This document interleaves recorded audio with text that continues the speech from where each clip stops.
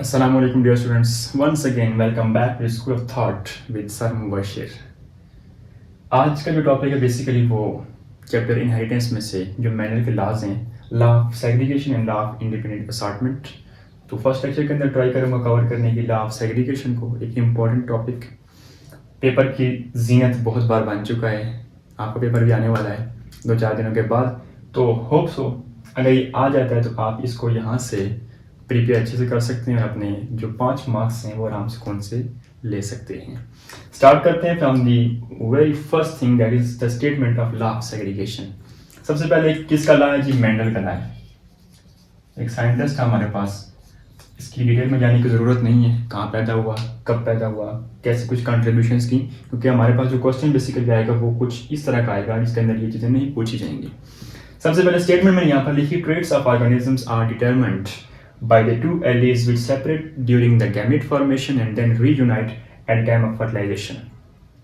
Segregation means separation or splitting, कि आपने क्या करना है, एलील्स को जो कि पेयर की फॉर्म में पाई जाएंगी उनको आपने सेपरेट करना है। कहाँ पर? जब गैमेट्स बनेंगे तो फिर उन्हीं को दोबारा से आपने क्या करना है, ड्यूरिंग फर्टिलाइजेशन अगेन रीयूनाइट कर देना है। This is basically the statement of the law of segregation और लॉ ऑफ सेपरेशन। अब इस लॉ को मेंडल ने कहा कि ये एक मोनोहाइब्रिड क्रॉस है। Monohybrid cross means mono for single, one, in hybrid mean variety. अगर ऐसी क्रॉस जिसमें कोई एक ही वेराइटी पाई जाए, अब ऐसी वेराइटी कौन सी थी जो एक ही हो? अब इसने एग्जांपल दी यहाँ पर हमारे पास, वो कौन सी है जी? सीड शेप, कि आप किसी सीड को स्टडी करने जा रहे हैं जिसका एक ही कंट्रास्टिंग जो ट्रेट है, जो एक ही हाइब्रिड क्रॉस है, वो कौन सी होनी चाहिए? सीड शेप के ऊपर। अब ये शेप किस तरह की हो सकती है? या तो ये सीड राउंड हो सकता है या फिर रिंकल्ड हो सकता है। एक ही ट्रेट को आपने स्टडी करना है, that's why called as monohybrid cross. और इसी को स्टडी किया है हमने कहाँ पे? लॉ ऑफ सेग्रीगेशन के अंदर। अब फॉर एग्जांपल राउंड सीड किस तरह का होगा? Like this one. Wrinkled seed थोड़ा बहुत कुछ टेढ़ा मेढ़ा होगा, लाइक दिस वन। अब क्रॉस कैसे होती है? इसकी बेस के ऊपर ये सेपरेशन कैसे होती है, ये रीयूनियन कैसे होती है, अब इसको देखते हैं। मैंने कहा कि हमने राउंड सीड को और रिंकल सीड को यहाँ पे क्रॉस करना है। राउंड की मैंने शेप कुछ ऐसे ड्रॉ की, रिंकल को मैंने कुछ ऐसे ड्रॉ कर दिया। हमने कहा जो एलील्स होंगी वो पेयर की फॉर्म में होंगी। For example for round seed जो है हमारे पास, राउंड शेप वाला जो सीड है उसकी जो एलील्स हैं वो कैपिटल आर हैं, और for wrinkle seed small R. हमने कहा ड्यूरिंग गैमेट फॉर्मेशन ये क्या होंगी? सेपरेट होंगी, स्प्लिट होंगी, अलग अलग हो जाएंगी यहाँ से, लाइक दिस वन। जब फर्टिलाइज होंगी तो दोबारा से आपस में कंबाइन कर जाएंगे, ये वाला कैपिटल आर और ये वाला स्मॉल आर। ये जो हमारे पास रिजल्ट आया capital are small R, basically इसको कहते हैं F1 और फर्स्ट फीलियल जनरेशन, जिसके अंदर हमारे पास जो प्रोडक्ट बना है, जो रिजल्ट बना है, जो सीड बना है, बेसिकली ये कौन सा है? एक तो यहाँ पे कैपिटल आर डोमिनेट कर रहा है इस रिसेसिव वाले स्मॉल आर के ऊपर। इट मीन्स कि ये सीड कौन सा होगा? राउंड होगा, लेकिन होमोजाइगस नहीं है, ये हेट्रोजाइगस है, क्योंकि एक आर कैपिटल है एक आर स्मॉल है। दैट्स व्हाई हम कहेंगे हेट्रोजाइगस राउंड सीड।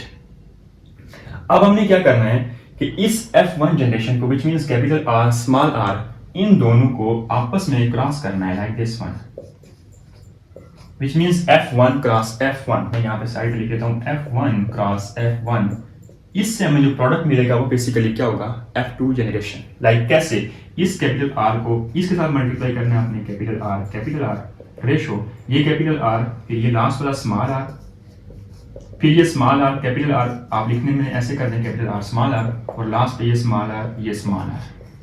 अब जरा देखें, अगर आप बात करेंगे फिनोटिपिक रेशो की, फिनोटिपिक बोलते हैं जो फिजिकल अपीयरेंस है इसकी, फिनोटिपिक रेशो। तो फिजिकली आपको यहाँ से देख के क्या लगता है कि कितने सीड राउंड हैं, कितने रिंकल्ड हैं? ये भी राउंड है, हालांकि होमोजाइगस राउंड है, जो हम बात करेंगे जाके जीनोटिपिक रेशो के अंदर। ये भी राउंड है, ये भी राउंड है, और ये रिंकल्ड है। इट मीन्स कि हमारे पास फिनोटिपिक रेशो क्या आएगी? 3:1। ये तीनों कौन से हैं हमारे पास? राउंड सीड हैं, और ये वाला रिंकल्ड है। रिंकल्ड जो एक ही है हमारे पास, और 3 कौन से हैं हमारे पास? राउंड सीड हैं। This is about the phenotypic ratio for the law of segregation. अब हमें बात करनी है अबाउट जीनोटिपिक रेशो। कि ये क्या हो गया हमारे पास। देखिए हमने अभी डिस्कस किया कि हमारे पास सीड कुछ इस तरह के बन के आ चुके हैं F2 के अंदर, लाइक दिस एंड दिस, ठीक है। फिनोटाइपिक के अंदर 1 2 3 राउंड थे हमारे पास, एक रिंकल था। अब हमने ये चेक करना है कि कितने होमोजाइगस राउंड हैं, कितने होमोजाइगस रिंकल हैं, या कितने ऐसे हैं जो हेट्रोजाइगस की फॉर्म के अंदर आ रहे हैं। अब जरा इसको देखेंगे तो वेरी फर्स्ट वन, ये हमारे पास होमोजाइगस राउंड है, मैं यहाँ पे लिखता हूँ 1। इस जैसा इन चारों में और कोई भी नहीं है, ये दोनों सेम है तो 1:2। ये फिर से अलग है, सेपरेट है, इस जैसा भी और कोई नहीं है, तो इट मीन्स 1:2:1, विच मीन्स ये क्या है हमारे पास, homozygous round.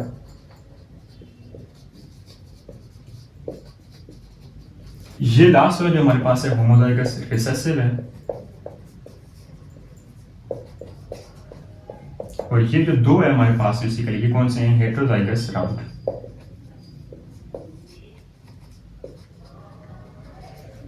This one for homozygous round, ये वाला वन होमोजाइगस रिसेसिव, और ये दोनों हेट्रोजाइगस, क्योंकि दो डिफरेंट फॉर्म के अंदर कैपिटल आर स्मॉल आर आ रहा है, बट दोनों के अंदर आर डोमिनेट कर रहा है, इट मींस क्या होंगे, राउंड होंगे, लेकिन हेट्रोजाइगस फॉर्म के अंदर। अगर लॉ ऑफ सेग्रीगेशन आ जाए तो आपने ऐसे ही स्टेटमेंट लिखनी है, F1 जनरेशन निकालनी है, F2 निकालनी है, फिनोटाइपिक रेशियो निकालनी है, एंड देन जीनोटाइपिक रेशियो निकालनी है, और अपने क्वेश्चन को यहाँ पे आके वाइंड अप कर देना है।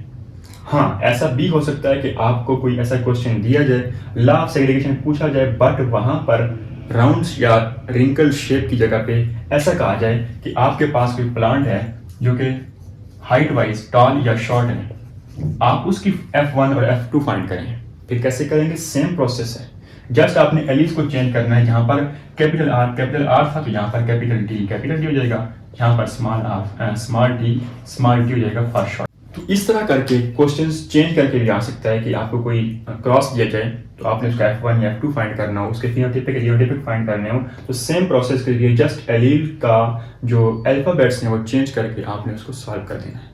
उम्मीद करता हूँ आपको अगर इस टॉपिक की पहले समझ नहीं थी, अब इस वीडियो को देखने के बाद अच्छे से समझ आ जाएगी। अगेन फिर भी कोई क्वेश्चन हो कमेंट सेक्शन के अंदर आके पूछ सकते हैं। इसके अलावा पेपर की तैयारी के दौरान कोई और टॉपिक जो आपको समझ नहीं आ रहा, आप कमेंट सेक्शन के अंदर बता सकते हैं, उसका लेक्चर आपको प्रोवाइड कर दिया जाएगा। वीडियो को लाइक करें, चैनल को सब्सक्राइब करें, अपना ख्याल रखें, मिलते हैं वीडियो में। अल्लाह हाफिज़।